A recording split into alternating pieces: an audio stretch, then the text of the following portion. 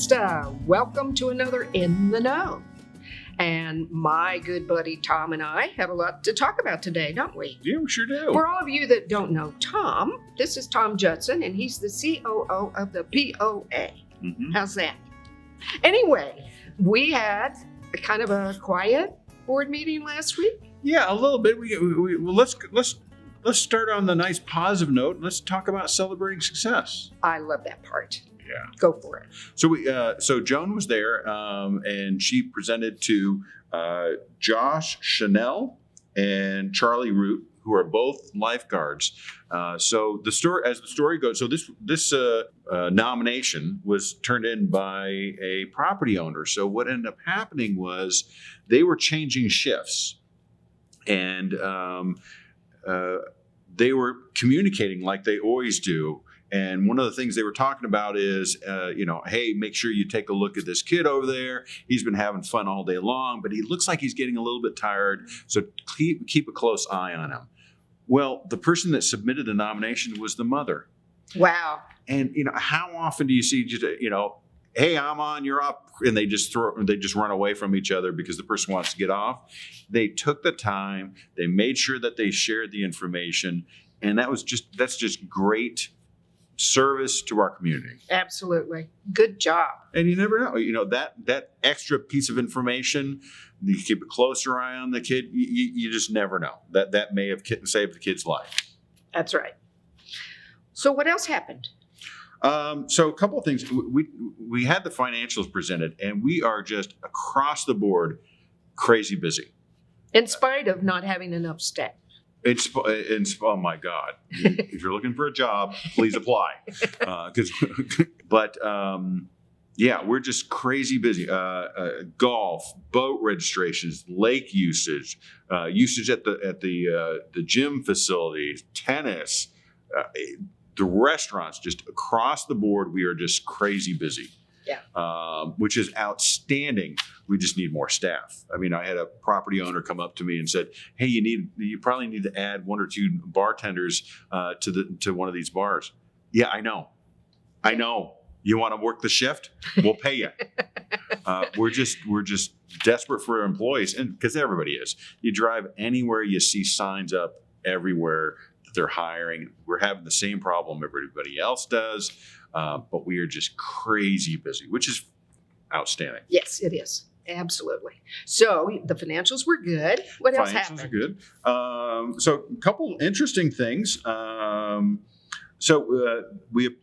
board approved the expenditure of funds to remove the old abandoned bridge at Berksdale. Mm. So if you think of it behind Casey's, where they're building the new fat tire, that bridge was abandoned in December of 2015.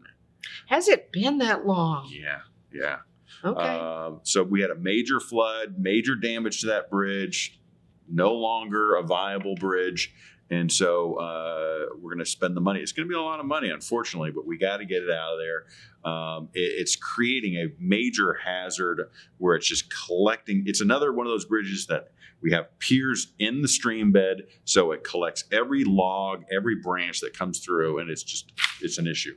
Well, and then when we put in the walking path or that new section there on Berksdale that we voted to do, that'll take care of a potential safety hazard. Yeah, we don't need anybody looking over there and go, "Hey, that'd be fun to play on that." Yeah.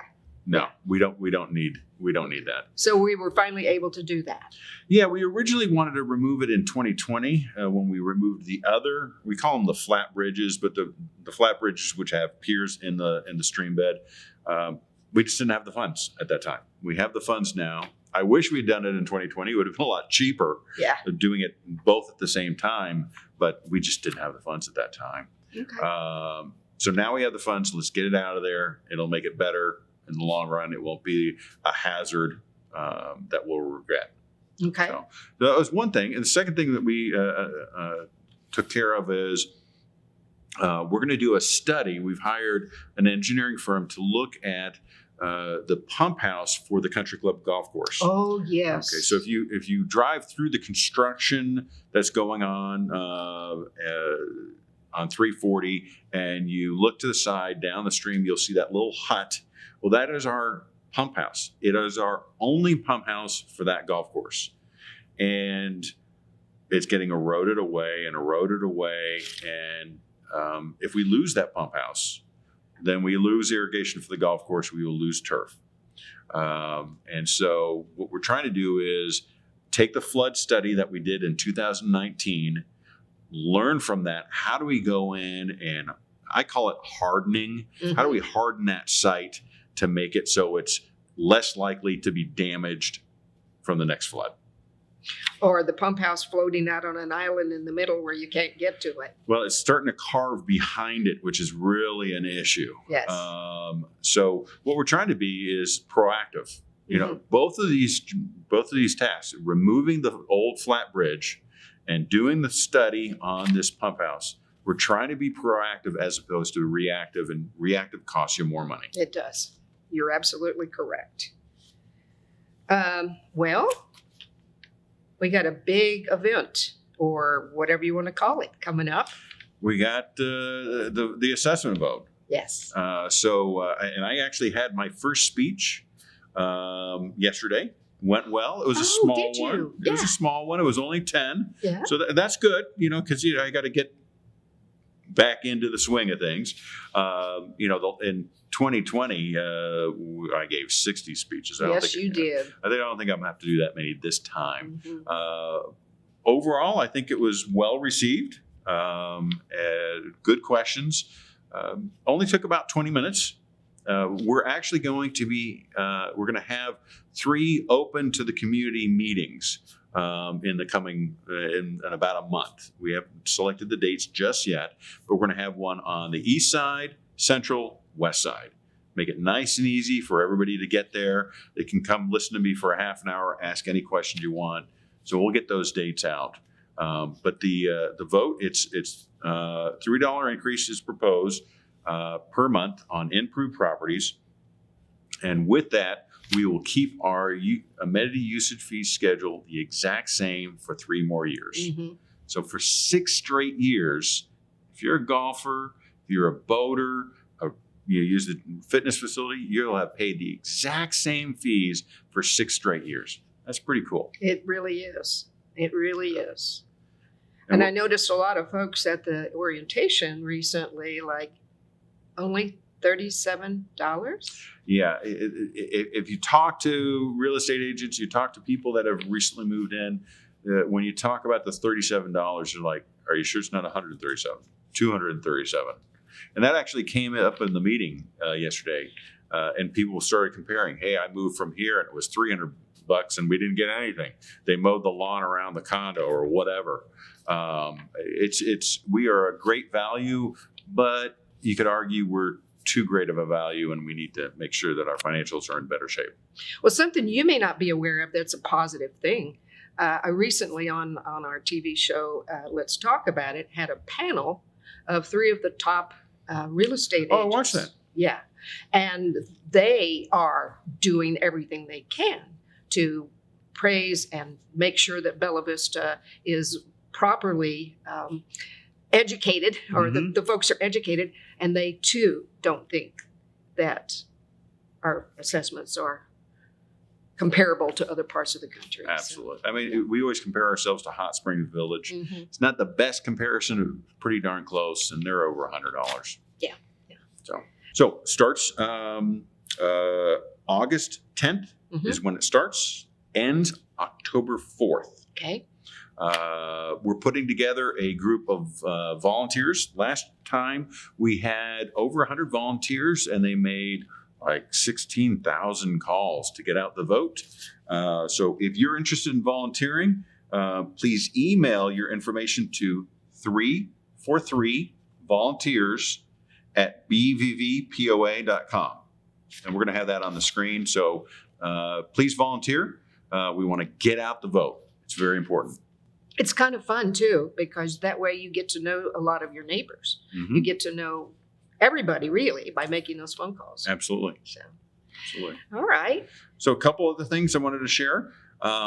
We, as a community, just went over 15,000 improved properties. Wow. So 15,000 rooftops in our community. That is crazy. Good deal. Yeah, Okay. so we're just crazy busy right now. All right. All right. Well, anything else before we bring on our next guest? No, we're good. Thanks for your time. Thank you for being here as always, and I'll see you sometime between now and the next In the Know. Absolutely.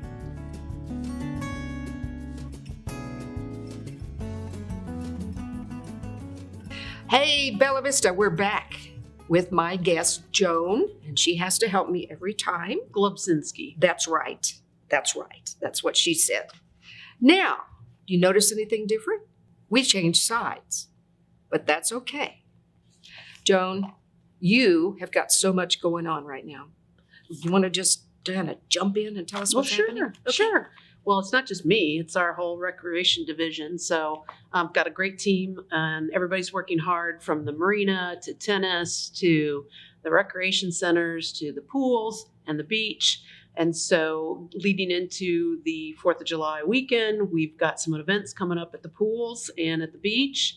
And we're excited about that. So somewhat back to normal after COVID. So we're doing splashdown at the pools on Saturday, July 2nd. What is that? And that is a fun event just for the family. We'll be open like normal that day, 11 to 7.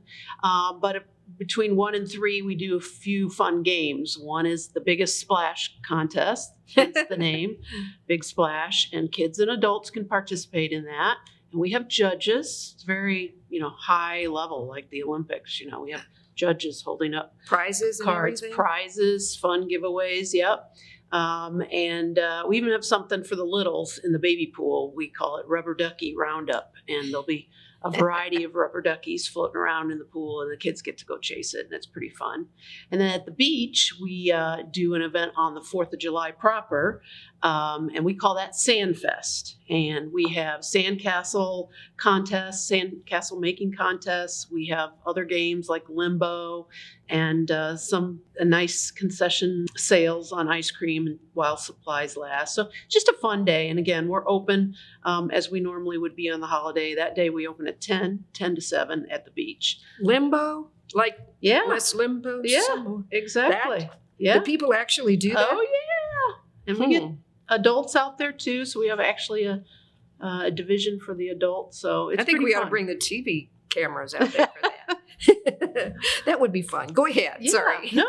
So that's exciting there. And then the marina, of course, on the 3rd, we have all our boats. We do a lottery each year for the boats that we have to rent out, and that's been done already. And those people have been happily selected.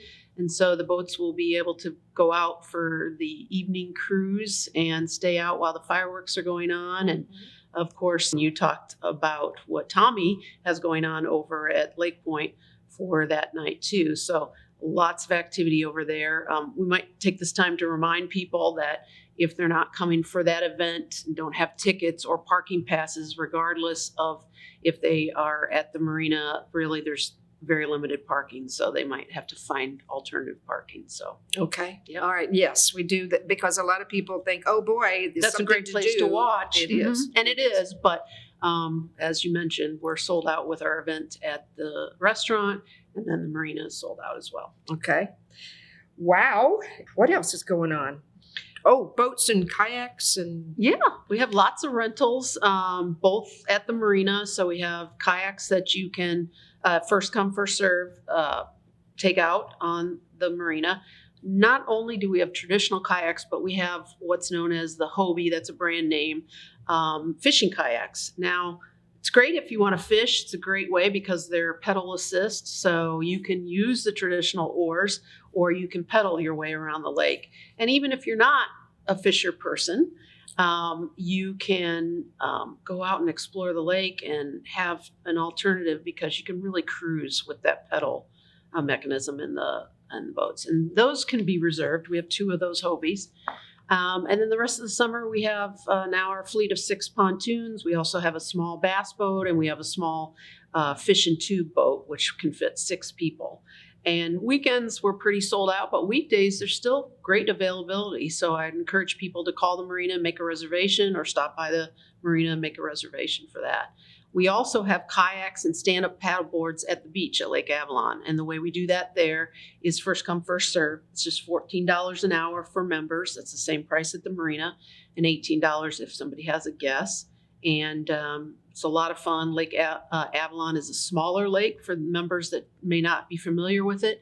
And so it's a great way to explore without being, going too far out and not having maybe the stamina to get back or the wherewithal to get back. So it's just a great thing to see. Okay.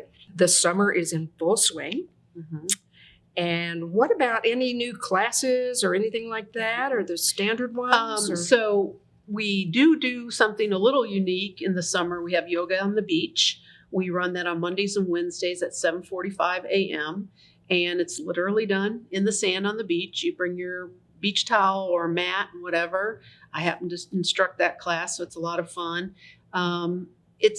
It's a little more challenging than a traditional yoga class in some ways because you're not on this perfectly level surface, which makes it fun and interesting. But it's not, it's a moderate class. And the beauty of it is really we take in the nature and the surroundings. And so even though I play music, we have a nice stereo overhead of the birds chirping and sometimes a bullfrog in the distance. And we use the water to sort of meditate towards.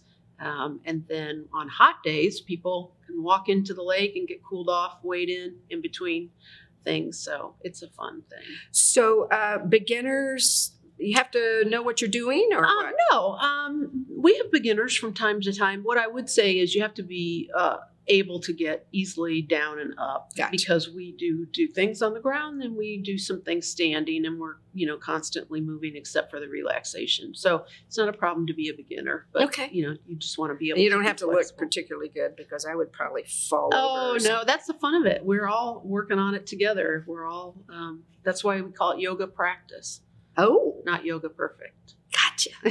That makes sense. Okay, let's see. You have got some other things. Oh, tell me about, I know we just put in the tiny cabins, and those are just, I saw them the other day. Oh, they are so cute. Yeah, we call that the Tiny Cabin Village, where we Yes. put the new ones in. It's going really well. Mhm. They're sold out. They've been sold out every weekend. This week, I actually have 2 of them that are rented all week long. Several people are staying in the campground, and so other family members rented cabins because they didn't have RVs, and so sort of a small family reunion of sorts. They all come with their own fire pit out front. We have picnic tables and an area with an umbrella. We're working on putting a shade canopy up on one of the extra pads that are there. Mm-hmm. So that'll be coming hopefully within the next couple weeks or so. And so it's just a really nice setting. And of course, with the Gear Garden just down the street, open Wednesdays through Sundays, people can take advantage of that. So it's just a really great thing. I went to the last Saturday event at the Gear Garden, and driving through there, my husband and I were thinking, oh my goodness, the RV park is completely full. And you go a little further and there are tents everywhere. Yeah. It's just really So we have 3 types of lodging there. We have the RVs, we have the primitive tent sites, and then we have the cabins. And the whole campground is doing very, very well and is sold out most weekends. So good job. So what you got coming up after the summer? Well, we got a couple of things that we're working on. We're still getting ready for the future closing of Riordan as we get ready for the remodel. Oh, yes. Yeah. And what that's looking like is sometime in September, we'll be going dark on that building. The date's evolving a little bit. We're working with the contractors, and we'll certainly let our patrons and members know that as we get a little closer. But it'll be sometime in September. And so that's exciting, and yet a lot to think through. We are starting to figure out even where are we going to have our main recreation office out of. Riordan Hall functions in a lot of ways. It's a sort of the recreation central office. A lot of phone calls come in for everything. So we'll be looking at possibly rolling the phones over to Metfield and all that. We are going to have we haven't figured out the name yet, but a possible name is Riordan Estate Sale, where we'll be selling a lot of the smaller items and even a few big items out of Riordan that we know we don't need anymore and won't be coming back to the remodeled building. What a great So, idea. Yeah, well, a lot of times we have a auction, and I think we still are looking at having that for the POA wide in September. But it's going to be a lot easier for us to just sell it on site and move it out. Mhm. And there'll be some free things too. Some things, a good sign of a good garage sale is always a free box out front. That's right. It's all about marketing. Ashley would know that, our marketing director. Yes, yes. So we'll be setting that date probably later in August, and we'll publicize that. So that's exciting. And then the member service building is under design right now. We're working with the city on the permitting and all of that, and the physical area of where in that larger parking area exactly that will be laid out. So yeah, the zoning ordinance passed last night, as I knew it would. Yeah. So Yeah, absolutely. So lots going on there. And then we're also gearing up for the fall. One of our marquee events we're bringing back, Flea in the Park, which has kind of a vintage vibe. I've already got probably more than half of my vendor spots sold out. We're still accepting applications. The goal is to get a great mix. We are only accepting applications for anybody can apply, but the ones that are getting selected have to be unique or have to be handcrafted. Preference to anybody that upcycles things, maybe antiques and vintage, because we like that sort of nostalgic nod of the event. We'll have some vintage cars on display. good. So even if you're not a shopper, you can come on down. We'll have live music. The Gear Garden will be open that day. We'll have food trucks. It's actually a 2-day event coming up on October 7th and 8th. And that'll be there near the Gear Garden? Yeah, in that big area? big parking lot. Okay. Yeah. Okay. We didn't talk about tennis. Great. Just a reminder that we have a tennis mixer coming up on July 4th, and it's from 10 to 12:30. And we've been having those for the last several months since tennis is in full swing. And each one has gotten bigger and more fun than ever. And we're expecting the same for the 4th of July. You can still sign up for that Okay. at the tennis center. A really quick question back to that Flea in the Park thing. What are you charging for the spots? So it's really nominal for a 2-day event. You can have a 10 by 10 spot for $50, and you can have a 10 by 20 spot for $90. I haven't had anybody apply yet for a 20 by 20 spot, but that'd be $120, and that's for the 2 days. And they bring their own tent and tables, and we give them the area that's all marked off, and there's no admission for people that want to come down to the event. Sounds like fun, Bella Vista. Okay, so Joan, as always, love talking to you. Thank you. It's great to be here. Yeah. So we'll see you soon for sure, and try to get some rest because it sounds like you need it. Well, we're doing great, and the team's happy to serve our members. Yes. Okay, Bella Vista, we will see you next month. Same time, same station. Take care. See you soon.